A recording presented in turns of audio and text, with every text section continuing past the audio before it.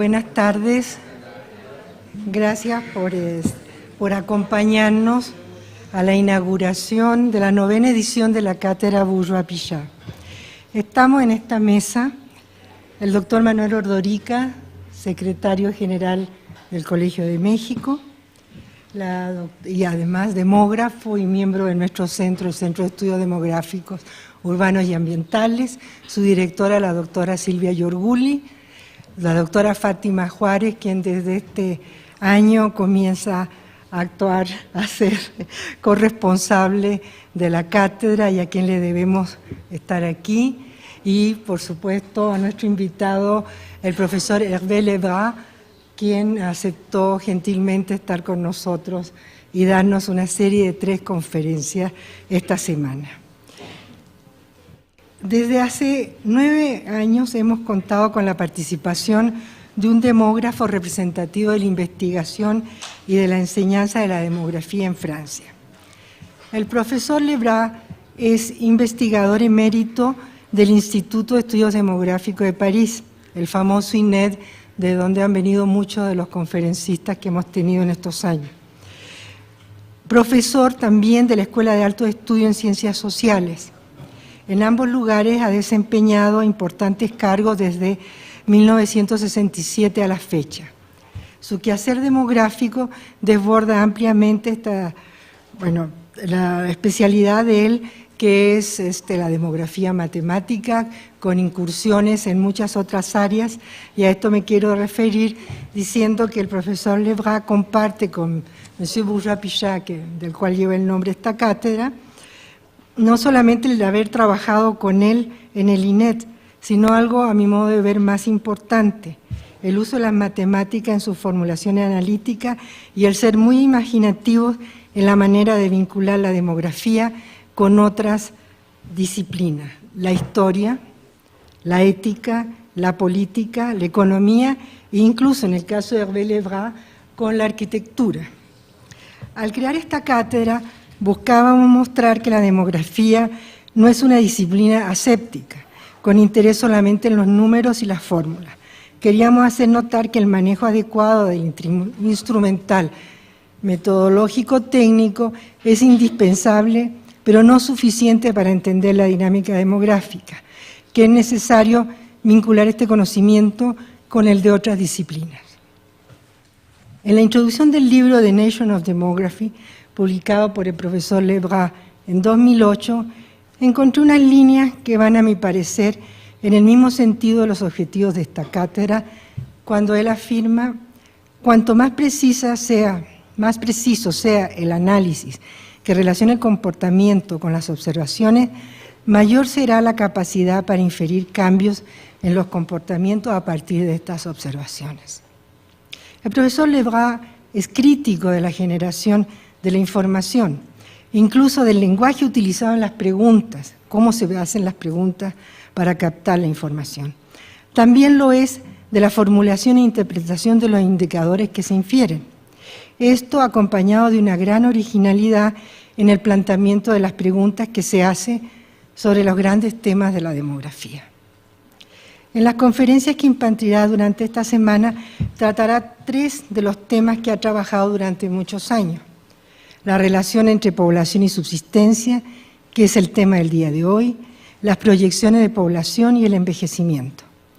Los invito a asistir a todas sus conferencias, presenciándolas aquí en las instalaciones del colegio, en las sedes remotas, vía videoconferencias o por video streaming desde la página del colegio. Tenemos varias sedes remotas que en este momento están viendo esta inauguración y la conferencia posterior en el Colegio de la Frontera Norte, en Tijuana, el Colegio de San Luis, en San Luis Potosí, en el Centro Universitario de Ciencias Económicas y Administrativas, CUSEA de Guadalajara, y en el Centro Regional de Investigaciones Multidisciplinarias, CRIM, en Cuernavaca. A todos ellos, pues, muchas gracias por estar viéndonos y muchas gracias a todos por estar aquí. Ahora escucharemos las palabras de la doctora Silvia Yorguli, directora de nuestro centro. Muchas gracias, Julieta. Muy brevemente, yo quisiera comenzar por darle la bienvenida a Hervé Lebras, al Centro de Estudios Demográficos, Urbanos y Ambientales. Es un gusto tenerlo entre nosotros y creo que muy afortunado para nosotros. Comentaba Julieta, bueno, pues creo que es afortunado para nosotros profesores, miembros de la comunidad demográfica y estudiantes poder contar con tan distinguido académico que ha hecho además contribuciones continuas al ámbito de la demografía de una manera integral y desde diferentes temáticas, ¿no? Desde la demografía formal, pero también cuando uno revisa sus trabajos desde cuestiones sobre inmigración y bueno, en su libro La naturaleza de la demografía, que realmente hace un panorama y una revisión exhaustiva de lo que hacemos los demógrafos.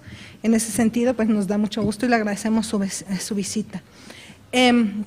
Yo quisiera nada más hacer brevemente un comentario sobre la selección tan oportuna de las 3 temáticas que se van a presentar a lo largo de esta semana, dado las tendencias demográficas actuales, pero también en el contexto mexicano de discusión de lo que está pasando en términos demográficos. El día de hoy comenzamos con la de población y subsistencia, en la que probablemente, no estoy segura, pero el profesor Lebras nos hablará sobre la relación entre población y recursos. Un tema que en el ámbito de la demografía en México ha sido poco desarrollado. Uno encuentra más a gente que trabaja desde la perspectiva del medio ambiente y del cambio climático, hablando sobre los temas demográficos con perspectivas neomalthusianas o antimalthusianas, y en donde los demógrafos mexicanos creo que todavía tenemos mucho espacio para contribuir a la discusión, y en ese sentido creo que la primera presentación es muy sugerente.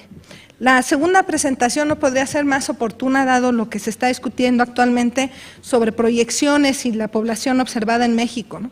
Aunque ya pasaron 2 años, todavía nos recuperamos de la sorpresa del censo de 2010 que contó 4 millones más de los que esperábamos ser, y estamos todavía en un proceso de conciliaciones y reconciliación de las cifras, en donde yo creo que el año que entra y los años… que el año que entra que este año y todavía el año que entra estaremos en un ejercicio de revisión de qué pasó y además de qué aprendimos de esta experiencia del 2010 y que tiene que ver con 2 de los temas que la profesora Quilodrán mencionaba que son temas del doctor Lebras, que es tanto la generación de información como las estimaciones y en este caso el ejercicio específico de las proyecciones. Creo que en ese sentido también esta presentación contribuye a esta reflexión que se está dando dentro del centro, pero también dentro de la comunidad de demógrafos de manera más amplia.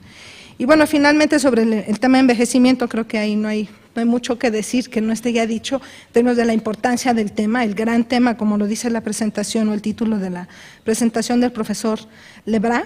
Un tema cada vez más relevante en México, que además se da en este panorama doble de bono demográfico y de tasas de dependencia muy bajas, al mismo tiempo que aumenta la población mayor de edad, y que además, bueno, tendría que servirnos para anticipar diferentes escenarios en dimensiones como mercados de trabajo, sistemas de salud, pensiones, y en ese sentido creo que también es muy bienvenida esta presentación como cierre a las 3 presentaciones que tendremos del doctor Lebras a lo largo de estos días. Entonces, bueno, pues nada más me resta decir que con estos 3 temas, pues creo que la expectativa es alta de que las presentaciones generen una discusión estimulante para los estudiantes y para los que estamos trabajando en los temas.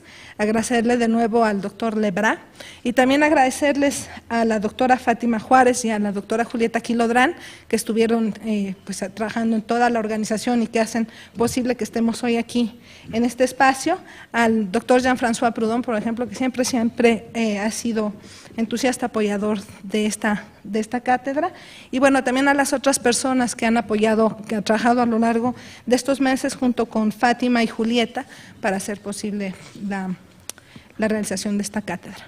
Bienvenido.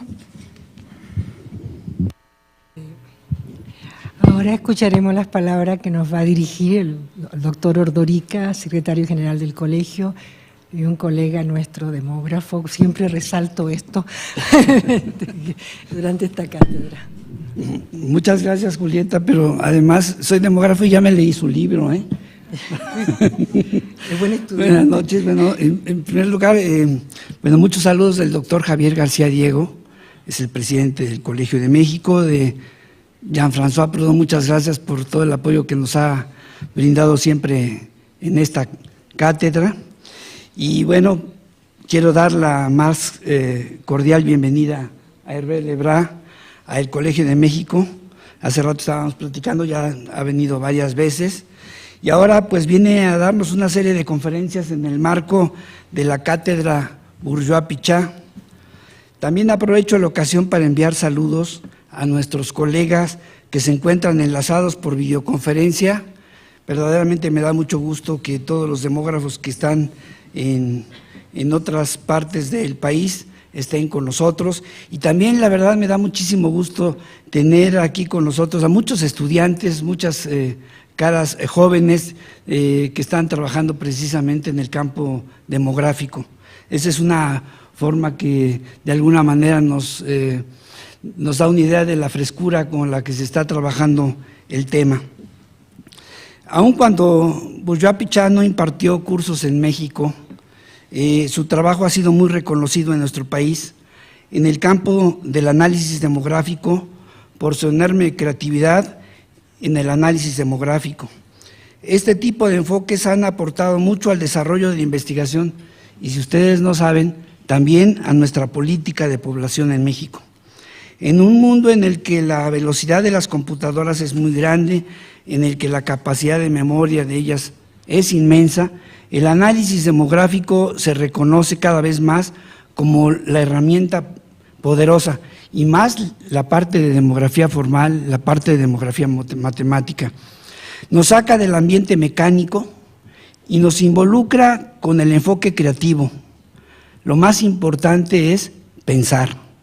Quienes han cambiado el mundo, lo más importante que han tenido es su mente. De nada sirven tener millones de datos con modelos sofisticados si no sabemos de dónde provienen, a dónde van y qué hipótesis se encuentran subyacentes. Uno de los objetivos planteados en la política demográfica hace 40 años, cuando seguramente muchos de los jóvenes que están aquí todavía no habían nacido, era reducir la pobreza y la desigualdad.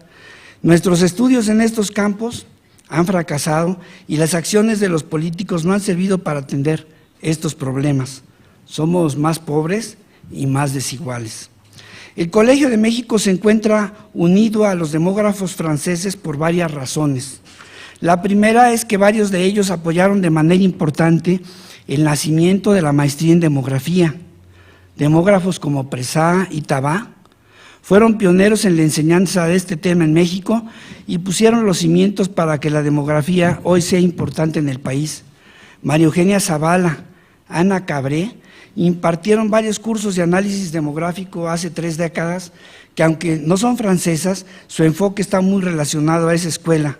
Podemos decir que han dejado escuela en este campo. La segunda tiene que ver con el hecho de que algunos de nuestros profesores y profesoras realizaron sus estudios en Francia y trajeron el método de enseñanza en demografía, el que ha perdurado por varios decenios. La tercera es que varios de los libros de análisis demográfico han sido traducidos al español por iniciativa del Colegio de México. Tal es el caso del libro de demografía de Pressat y otros del mismo autor. Los libros de Alfred Souby también se tradujeron al español. El libro de Bourgeois-Pichat sobre las nuevas fronteras de la demografía se editó en el CELADE y es un trabajo, yo diría, sobre ciencia ficción en este campo que nos hace darle un vuelo a la imaginación y hace que también los números adquieran un sentido explicativo. Tuve la oportunidad de estar presente en CELADE, Chile, y poder escuchar a Bourgeois-Pichat. Es importante señalar que, aunque no fue mi profesor, nos transmitió indirectamente su creatividad. Recordemos el trabajo de Bourgeois-Pichat, Tasa de Crecimiento Demográfico Cero, Sueño o Realidad, el cual mostraba las fuertes oscilaciones en la estructura por edad que se producirían en el caso de que México llegara en un plazo breve a la tasa de crecimiento demográfico cero. Lebrá trata este tema en su libro The Nature of Demography, en su capítulo 9 precisamente. Este trabajo, el de Bourgeois-Pichat, fue clave en la definición de la meta del 1% al año 2000. Por eso no se planteó una meta de crecimiento cero. No se cumplió al pie de la letra, pero es lo único concreto que se ha planteado en política demográfica y aproximadamente se llegó a esa cifra. La diferencia entre la meta y el resultado final es una es de unas cuantas décimas. Es un excelente ejemplo del uso del análisis demográfico en la elaboración de políticas de población. Otros libros sobre análisis demográfico los ha traducido el colegio, como el de análisis de las biografías de Courgeot y de Lelièvre. Henri y Jacques Ballan son otros dos demógrafos con los que también nos identificamos muy estrechamente a través de sus obras. El enfoque analítico de la escuela francesa permite enriquecer explicaciones, prioriza lo analítico sobre lo técnico y mecánico. En el análisis demográfico es necesario profundizar y sumergirse para entenderlo. Con la plática de hoy tenemos la oportunidad de recordar a Bourgeois-Pichard con otro gran demógrafo, Hervé Lebras, a quien conocemos por sus artículos y por su libro The Nature of Demography. Su libro es excelente con un enfoque matemático fundamental en el entendimiento de la dinámica de las poblaciones. Por cierto, tiene una prueba muy didáctica del teorema de ergodicidad débil. A quienes no lo han leído se los recomiendo para que profundicen en este tipo de conceptos. También trata el tema de los procesos de ramificación y la probabilidad de extinción de una descendencia o la extinción de apellidos. Es para nosotros un honor tener a tan distinguido demógrafo. Hervé Lebras nos hablará hoy, como ya se ha dicho aquí, sobre población y subsistencia. Seguramente recordaremos a Malthus. También nos dará otras conferencias sobre comparación entre las proyecciones de población y los efectivos realmente observados. Esta conferencia resulta hoy altamente importante porque de las proyecciones hechas en México en 2005 nos encontramos con una diferencia de 4 millones de habitantes entre el censo y la proyección al 2010. Si la comparamos con el punto de partida en 2005, la diferencia es enorme. Tenemos muchos datos a partir de encuestas, estadísticas vitales, censos, encuestas de cobertura y sesgo del censo, y estamos sufriendo para saber cuál es la población del país, cuál es el número de nacimientos. Después de varios lustros aceptamos usar las estadísticas vitales. ¿Cuál es la migración internacional? ¿El país tiene un saldo migratorio cero, positivo o negativo? Su conferencia sobre el gran tema del envejecimiento también resulta clave para nosotros. Es un libro que trata, en este caso su libro trata sobre el financiamiento de las pensiones. La población de 65 años y más en México se multiplicará por 4 en 40 años. Son temas de gran relevancia para el país. Quiero aprovechar la oportunidad para agradecer a Julieta Quilográn, quien ha organizado e impulsado de manera entusiasta este tipo de reuniones que mantienen viva la relación entre los demógrafos mexicanos y los franceses. A Fátima Juárez, por su trabajo en la organización de estas conferencias. A Beatriz Figueroa, quien ha colaborado a que salga bien esta serie de pláticas. Gracias a Hervé Lebras y bienvenido al Colegio de México. Muchas gracias. Gracias, Manuel. Fátima, ¿quieres decir algunas palabras?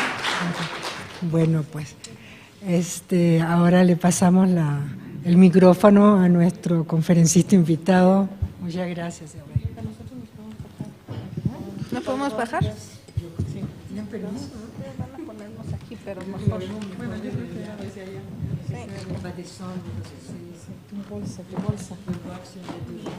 Oui, oui, je crois que c'est bien. Oui.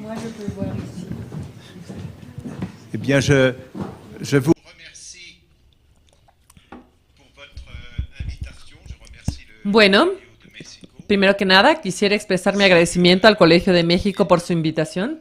Gracias también a Julieta, Initiatrice de ma venue ici. que fue la gran iniciadora de mi visita a México. Espagnol. Quisiera pedirles perdón por no hablar español. Cada vez que vengo a México, porque no es la primera vez, tomo la decisión de ahora sí aprender español. Y cada vez que regreso a Francia, desgraciadamente, me falta valentía y cada vez lo lamento muchísimo porque también soy un lector de literatura española. Incluso traté de leer Borges con todo y un diccionario. Alors, je suis aussi très content Entonces, bueno, dans cette chaire pour estoy muy contento de estar en esta cátedra Bourgeois-Pichard. Yo estimaba mucho a Bourgeois-Pichard. Él fue el que me hizo entrar al INED cuando yo era joven. Cuando yo entré tenía 22 años.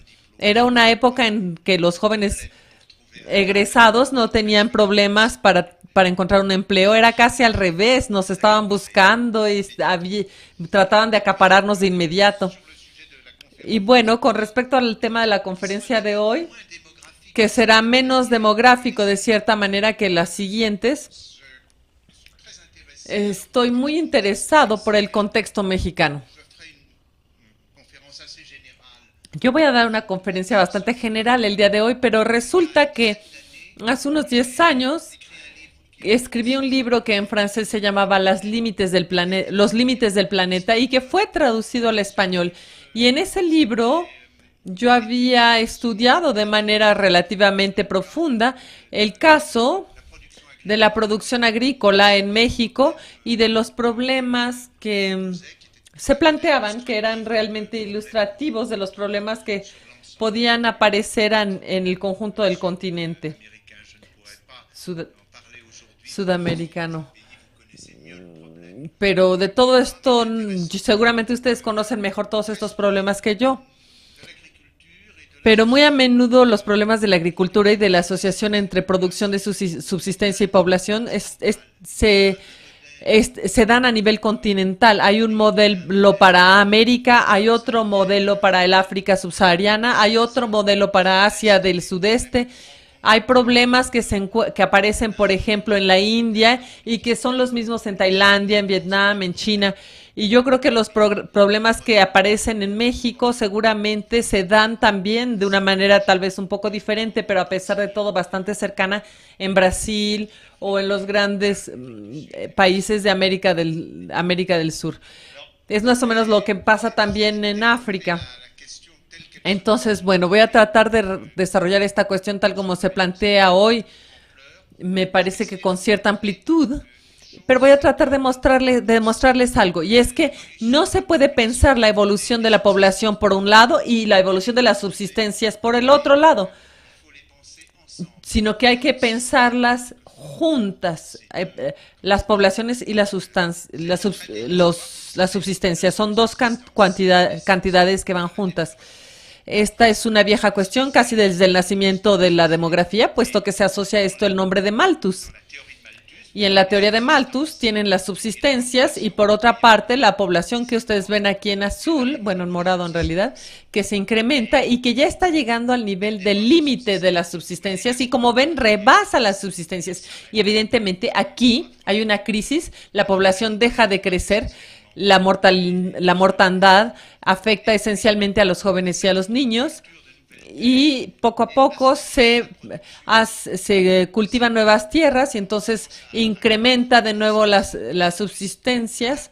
Siempre se piensa que Malthus es un profeta de los límites, pero no lo es para nada, es más bien un profeta de la manera en que la población, el crecimiento de la población obliga al progreso. Es tal vez lo contrario de lo que se cree generalmente cuando se evoca el término malthusiano. Entonces, mediante un movimiento de vaivén, la población sigue creciendo. Se incrementa simplemente a un ritmo, como ven ustedes, mucho más lento que el ritmo exponencial que tiene si no hubiera límites. Entonces, bueno, ha habido muchas discusiones acerca de si Malthus tenía razón o no, acerca de si las subsistencias eran un límite o no.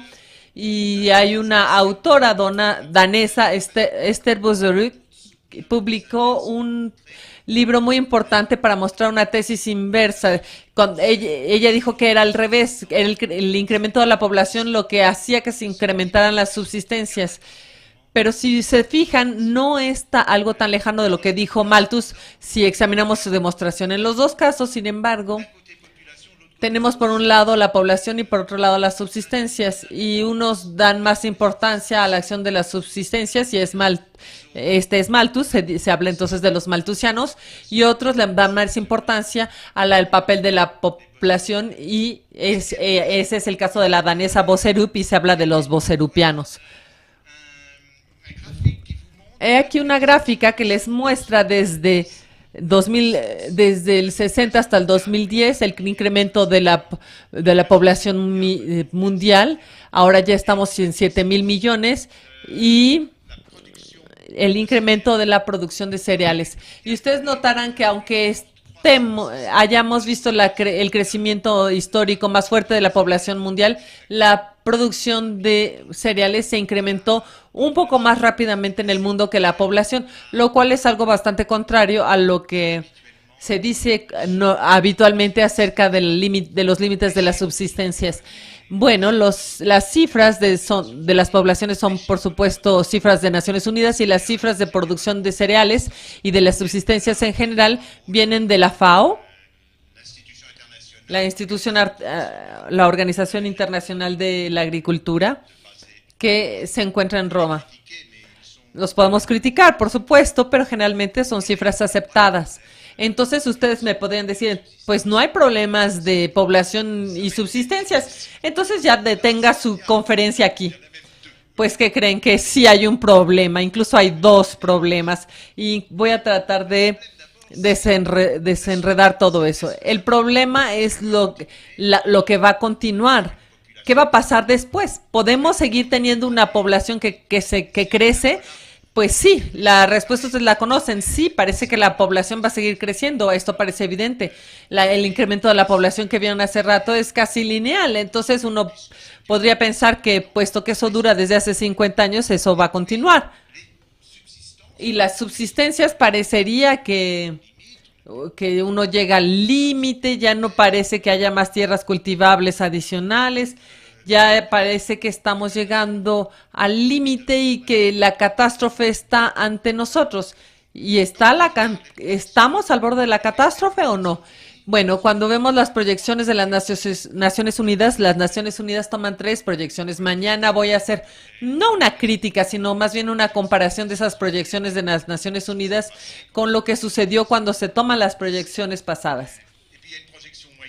Y luego hay una proyección media que, como ustedes lo saben, lleva a 9,000 millones de habitantes en 2050, y una proyección baja, puesto que es interesante, puesto que muestra que entre 2040 y 2050 la población tendría que pasar por un máximo y empezar a disminuir. Eso es bastante nuevo, ¿no? Esta presentación me parece que es tendenciosa, porque hay otra presentación de la evaluación futura de la demografía, pero en lugar de partir de esta base de aquí, lineal, y cómo va a evolucionar la población cómo ha evolucionado la población desde hace 50 años, se parte de la tasa de crecimiento de la población. Y esta gráfica casi nunca se ve, y sin embargo es bastante importante. ¿Qué quiere decir? Es la tasa anual de nacimientos de la población.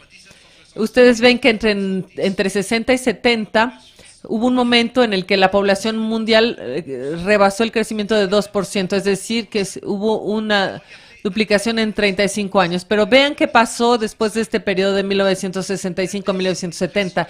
La baja es casi continua, y estamos llegando entre 2005 y 2010, que es la última década en la que tenemos la cifra más o menos exacta. Estamos a 1 punto y algo. Es decir, que esto disminuyó, se dividió.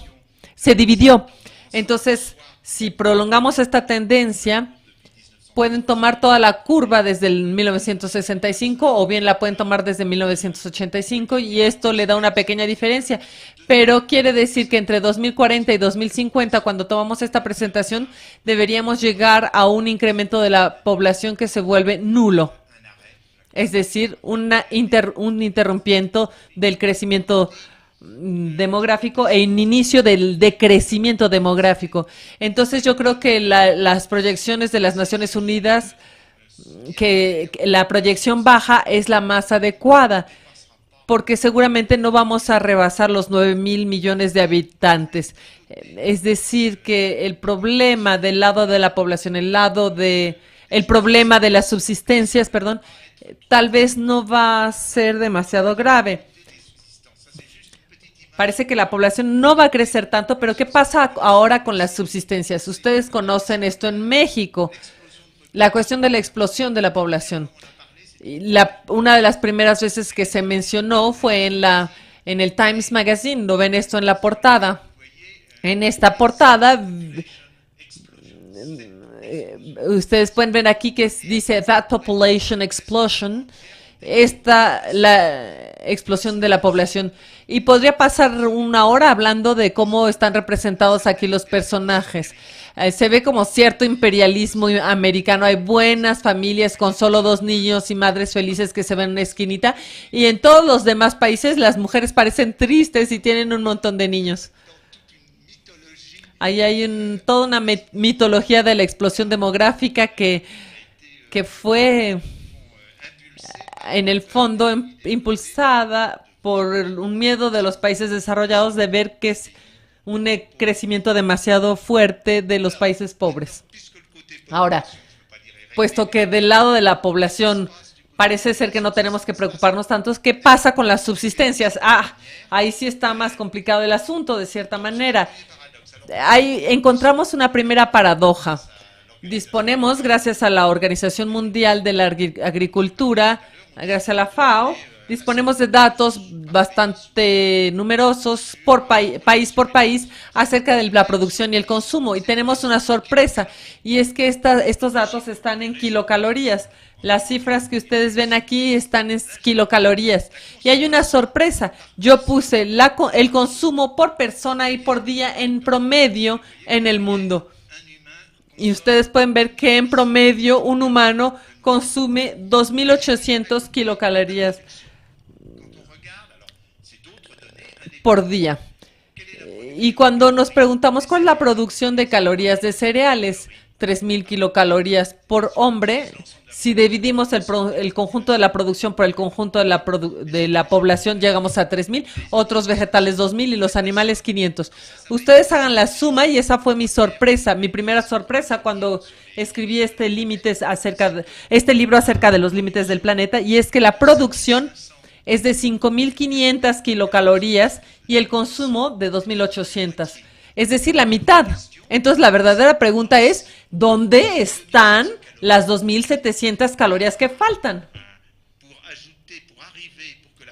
Para que la producción sea igual al consumo, tenemos que ver qué está pasando porque hay esta diferencia, y ahí es donde empezamos a llegar a la complejidad del sistema de la producción de subsistencia. Bueno, las 500 kilocalorías que provienen de los animales, ¿qué pasa con ellas? Hay un poquito de pescado, vean, no mucho, hay 30 ahí donde dice mar. Y por otra parte tienen 170 kilocalorías que vienen de los animales que se alimentan de de hierba en los campos de pastoreo que son alimentados con hierbas. Todo esto depende de la existencia de espacios naturales y ahí tenemos una saturación. No podemos ya continuar extendiendo esto. Entonces, 170 más 30 son 200. Entonces, ¿dónde viene lo demás? Bueno, hay que saber que también hay pérdidas. Eso es importante. Hay pérdidas porque se almacena mal, o hay un mal almacenamiento, o también porque hay un enorme desperdicio. La gente no se come lo que está en el plato, incluso si los papás insisten mucho y son muy severos con respecto a esto, los niños no se comen todo lo que hay en su plato. Hay muchas pérdidas para los cereales, para todas las vegetales, pero aún así nos seguimos preguntando, hay demasiada diferencia, hay una pérdida excesiva. ¿Qué pasa?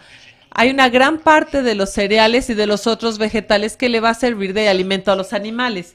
Y este es el punto esencial. Usted me podría decir, bueno, esto no importa, puesto que les damos calorías vegetales y las vamos a recuperar como pechuga de pollo o un bistecito, pero no, para nada. Porque cuando usted le da una caloría a un animal para que crezca, usted no recupera cuando mata al animal para comérselo, no recupera más que la 10ª parte o una 8ª parte o una 5ª parte. Si es una vaca, solo va a recuperar usted una 10ª parte.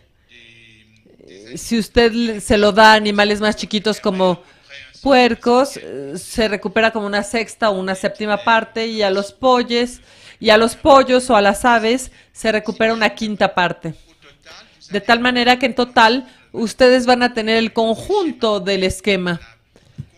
Y ustedes entienden ahora qué es lo que pasa, ¿no? ¿Dónde desapareció la cantidad faltante de la producción?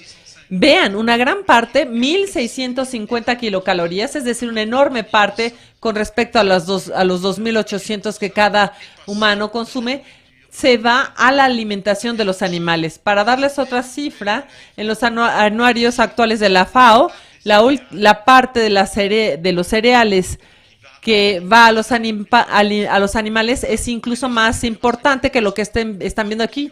Los animales consumen más del 50% de la producción de cereales. Más de la mitad de los cereales van a ser consumidos por animales que después nos vamos a comer, sí, pero ahí es donde de alguna manera se produce el problema. Este resultado de 1.650 kilocalorías que se dan a los animales nos lleva a las 500 kilocalorías de productos animales. Eso explica en parte la desaparición que no se entendía. Aquí tenemos otra gráfica que saqué de un libro de una francesa que se llama Marion Guillon, quien dirigió durante mucho tiempo el Instituto Nacional de Investigación Agronómico, la INRA. Ella es una especialista y me pongo detrás de ella para mostrarles que esto no es una simple especulación de mi parte. Ella lo dice, y ella dice algo bastante semejante. Dice, hay pérdidas. Encuentra en total 1.400 kilocalorías de pérdidas. Esperen, aquí me equivoqué. Aquí está. Lo que se pierde al limitar a los animales, 1.200 kilocalorías por persona. Bueno, ahí hay que saber que hay un pequeño desacuerdo entre nosotros. Ella encuentra que hay un poco más de desperdicio. Y a mí me parece que es más importante lo que se pierde en lo que damos a los animales. Pero bueno, las diferencias entre ella y yo son, después de todo, son insignificantes. De cualquier manera, cabe preguntarse qué parte de las kilocalorías podemos recuperar en la carne. Pero también en otras cosas, como la mantequilla. Entonces, bueno, aquí no voy a hablar en detalle, pero ya podemos ver esto a escala del mundo. Estas son cifras del 2005 y vemos que esta parte de la producción a escala mundial es bastante importante. No los voy a aburrir, pero sucede exactamente lo mismo que les mostré hace rato, humano por humano. Nos permite ver algunas otras cosas. He aquí datos que salen de la FAO. Aquí puse la producción en volumen de cereales según el tipo de cereal y el consumo directo humano, que está más oscuro. Y ustedes ven que del trigo hay una parte bastante significativa que ya no va a los humanos. El arroz es un poco más destinado al consumo humano, pero el maíz, vean nada más lo que pasa. En México sí consumen maíz, pero en el resto del mundo no son los hombres quienes comen el maíz, son los animales. Lo mismo para el sorgo, la soya. Entonces ustedes ven aquí cuál era la situación hace 50 años.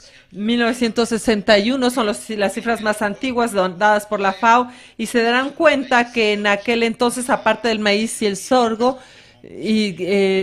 el maíz casi si todo se consumía por humanos. Entonces esta tendencia se está acelerando y en el libro que yo escribí en el 95, la cantidad de cereal antes no era de más de 50%, sino que era como del 30%. O sea que hay una tendencia a darle cada vez más la comida a los animales. Y esta tendencia se explica porque la composición de los menús, de los regímenes alimenticios es muy, muy variada alrededor del mundo. Aquí les voy a dar 4 ejemplos. No tomé México, pero ustedes ven más o menos a qué nivel se situará.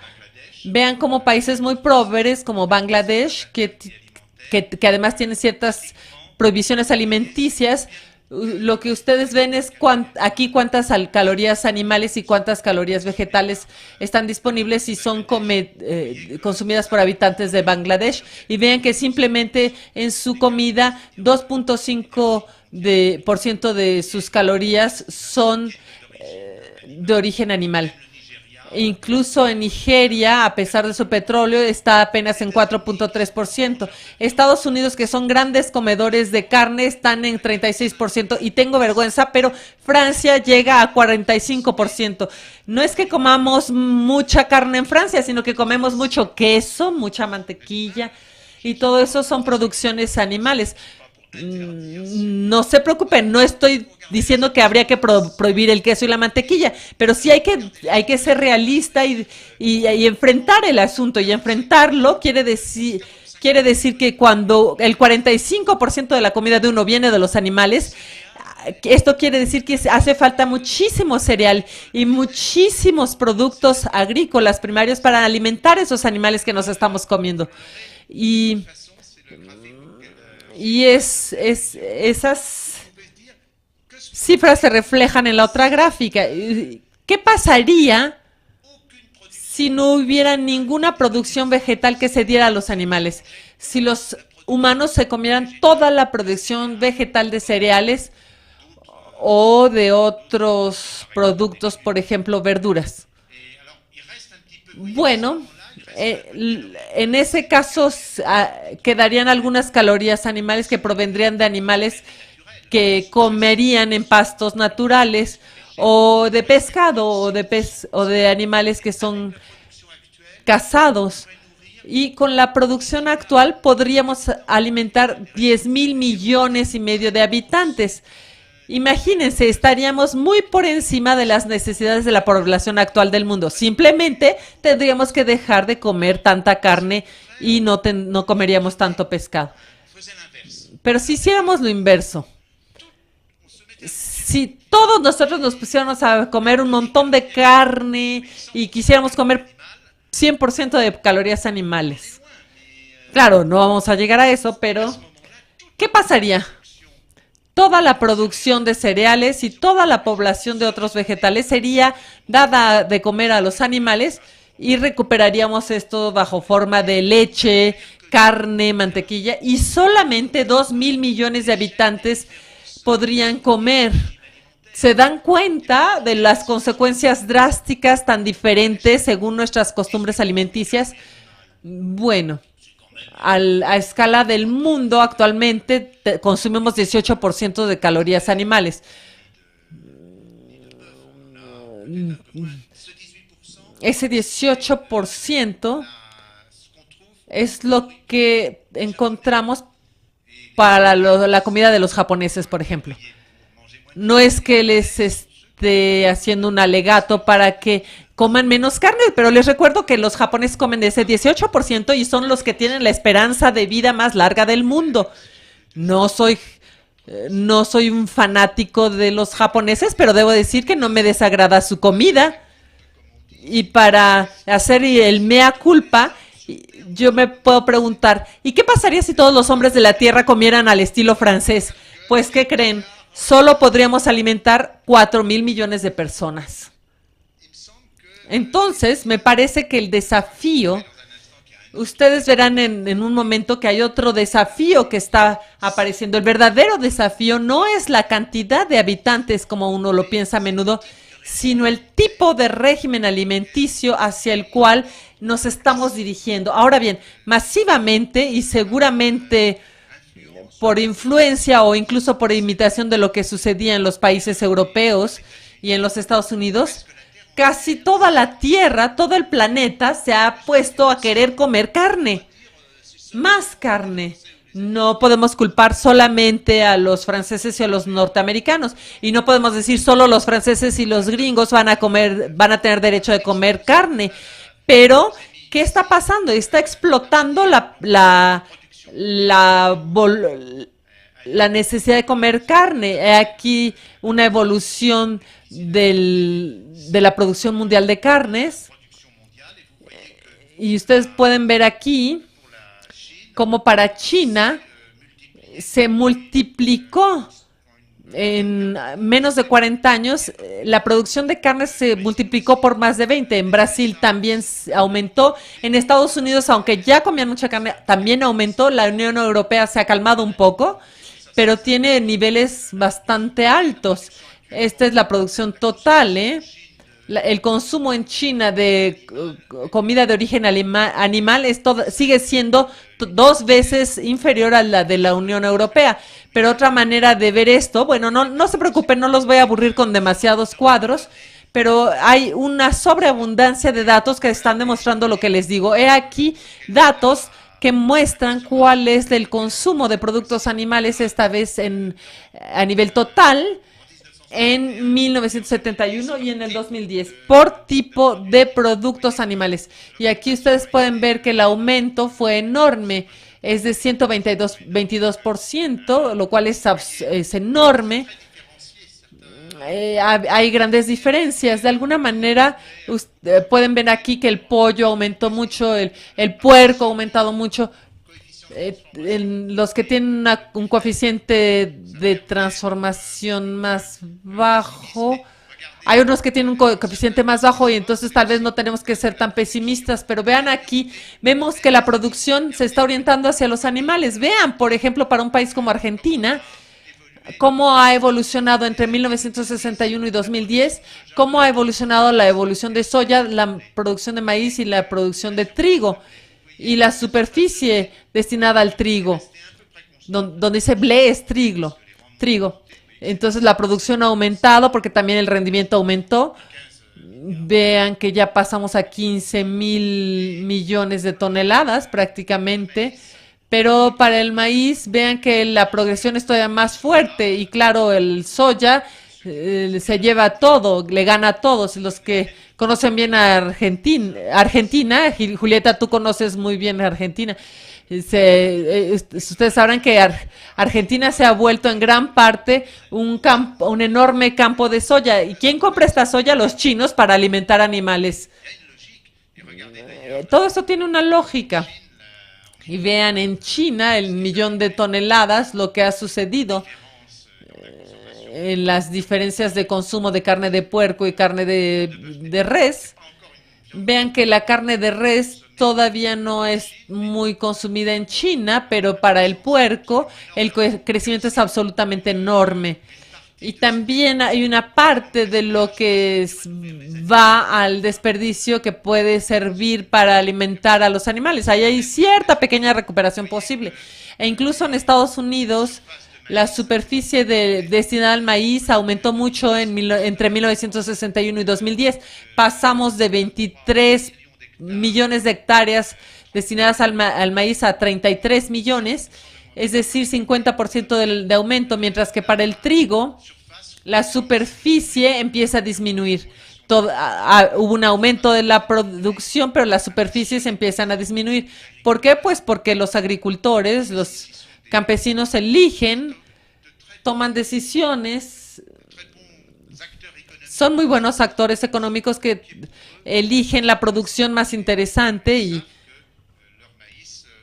saben que el maíz encontrará o sea, será vendido fácilmente como alimento para los animales, y no solamente como alimento para los animales, y ese es el segundo punto que les quería señalar. Ustedes saben ahora que una parte de la producción agrícola está destinada a hacer biocarburantes, entonces ya no se destina ni siquiera a que se la coman los animales, sino que se destina a los coches y a los camiones. Vean aquí las cifras, no tengo cifras más recientes, pero son elocuentes.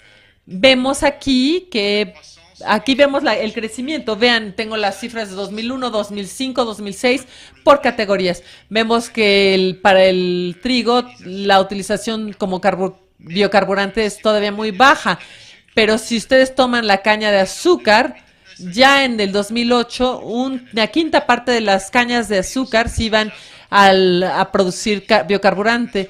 El maíz está progresando, la soya también, casi la mitad. Lo preocupante aquí es el crecimiento tan rápido, año tras año. Vemos como la proporción de lo que se consume en producir biocarburantes se incrementa. Y esto es, una vez más, algo que se retira de las kilocalorías totales que se producen. Entonces, el problema no es realmente la desproporción entre habitantes y subsistencias, tal como lo sugerían Malthus o Bostrup. No, el problema se sitúa entre estos dos puntos. Pasan cosas ahí, hay procesos que son en el elemento central, y eso me parece que constituye el elemento que plantea problemas para el futuro. El problema no es que aumente tanto la población, o no es que las subsistencias no aumenten. El problema es que la utilización de las subsistencias se está cambiando. Esto no es algo nuevo. Se ha mencionado aquí a Alfred Sauvy, un gran demógrafo francés. Alfred Sauvy hace unos 30 años ya había percibido esta cuestión. Él era un gran enemigo de los automóviles, y entonces él se daba cuenta que el automóvil era muy amenazante. Y él había dicho, aunque no había llegado hasta los biocarburantes, pero él había dicho, en la naturaleza de la utilización de la producción agrícola es donde está el problema. Él había hecho una fórmula. Él había dicho, hay elementos que compiten con nosotros por la comida, y no son los ricos del mundo, son las vacas que se comen los ricos del mundo. Y ahora no son solo las vacas de los ricos, sino también los coches de los ricos los que están compitiendo con los pobres por la comida. Entonces, bueno, el sistema funciona. Ustedes saben que hay personas que sufren por hambre, y que la proporción está disminuyendo, aunque el número no ha disminuido. La tendencia es, bueno, a grandes rasgos positiva, pero de cualquier manera podemos estar legítimamente preocupados porque la tendencia a aumentar el consumo de carne va a continuar. Y la cuestión de los biocarburantes se va a plantear cada vez más fuertemente en la medida en que el precio de los biocarburantes va a depender del precio del petróleo. Y entonces, si el precio del petróleo sigue aumentando, entonces va a ser cada vez más interesante utilizar la producción agrícola para producir biocarburantes. E incluso para hacer biocarburantes que para dárselo de comer a los animales. Y muchísimo más que para darle de comer directamente a los humanos de los países pobres en forma de producción vegetal. Entonces aquí estamos ante un nuevo desafío, y el nuevo desafío es que hasta un periodo relativamente reciente la producción agrícola era una producción de alguna manera aislada de las otras producciones, no sustituibles, dirían los economistas. Y ahora se dio esta primera sustitución entre la carne y las producciones directas de la agricultura, como los cereales y las verduras, y ahora hay esta segunda sustitución todavía más grave con la energía. la producción agrícola se vuelve un material que se utiliza para todo y podríamos ir más lejos diciendo que dado que muchas industrias reposan en la utilización de derivados del petróleo, por ejemplo, los materiales plásticos, pues bien, estas industrias tal vez van a empezar a consumir la producción agrícola. Después de todo, el petróleo no es más que una producción agrícola que envejeció mucho y que se quedó madurando bajo tierra, pero son moléculas orgánicas que también se pueden producir en los campos.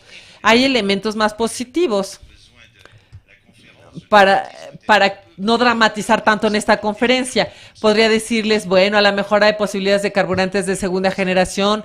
Vean, los europeos empiezan a comer menos carne. Tal vez no hay elementos positivos, pero en general parece que el conjunto del sistema se encuentra en una configuración bastante preocupante. Y no es preocupante debido al aumento de la población ni debido a las pocas subsistencias. Ustedes me podrían decir, toda la tierra cultivable ya está cultivada. Sí, es cierto, pero el conjunto de las tierras cultivadas a escala del mundo es más o menos constante, no disminuye. Se pierden tierras cultivadas porque las ciudades crecen o porque los sistemas de transporte ocupan cierto terreno, pero vamos ganándole este terreno a los bosques. Y una vez más ahí, no estoy emitiendo ningún juicio, pero bueno, eso es lo que está sucediendo. No, el problema entonces no va a ser un límites de rendimiento. Existen, por supuesto, problemas de rendimiento en África, porque ahí hay un rendimiento muy bajo. Ahí se podrían hacer mejorías y tenemos esperanzas.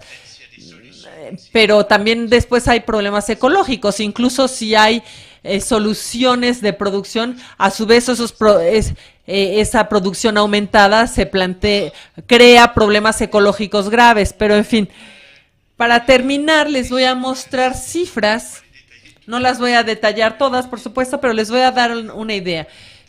Es un demógrafo americano, Joel Cohen, quien escribió de hecho un libro sobre este tema que se llama Cómo la Tierra, bueno, está en inglés, ¿no? Pero se llama Cómo puede el planeta alimentar a su población.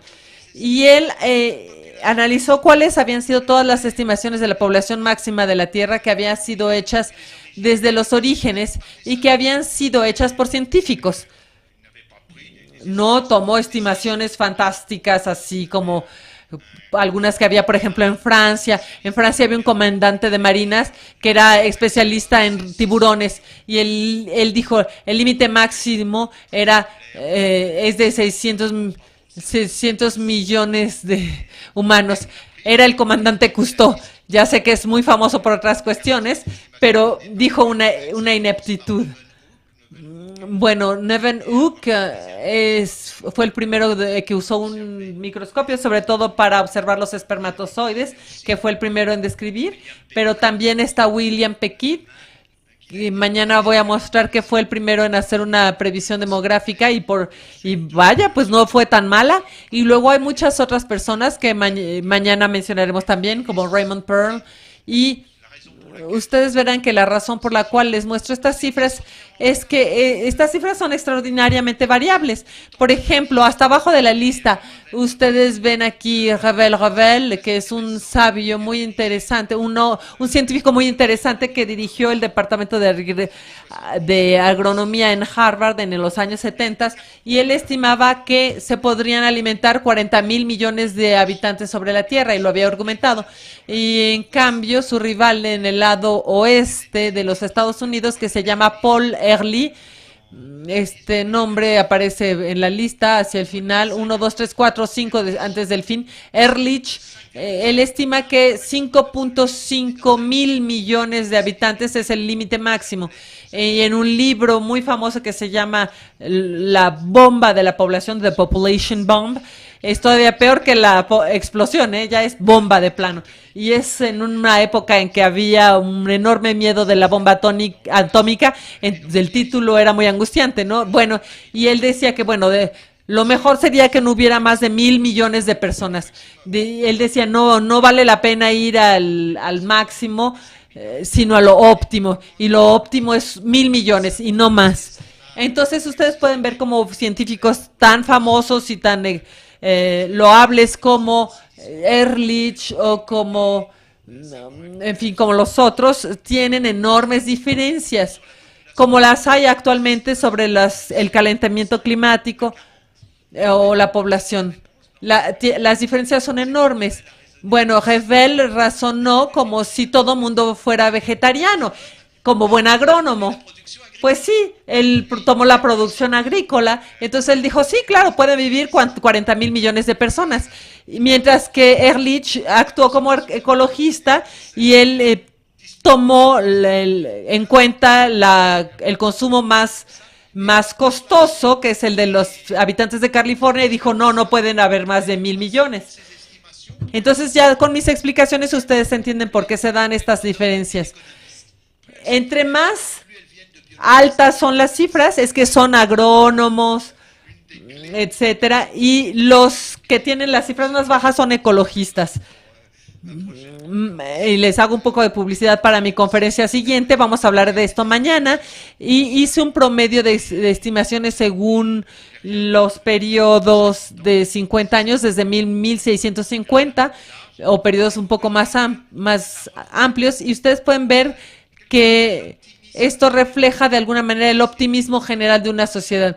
Dense cuenta que en el siglo XVII, XVIII, las estimaciones promedio eran que podíamos llegar hasta 10,000 millones, cuando nada más eran 500 millones, O sea, dense cuenta, ellos sentían que la población humana podía desarrollarse muchísimo. Y esto fue un conflicto, como ustedes sabrán, pero esto nos llevaría muy lejos. Esto dio lugar a la querella de los antiguos y los modernos fueron los que ganaron, y el argumento de población de los modernos fue muy importante en esta querella, sobre todo la del filósofo David Hume,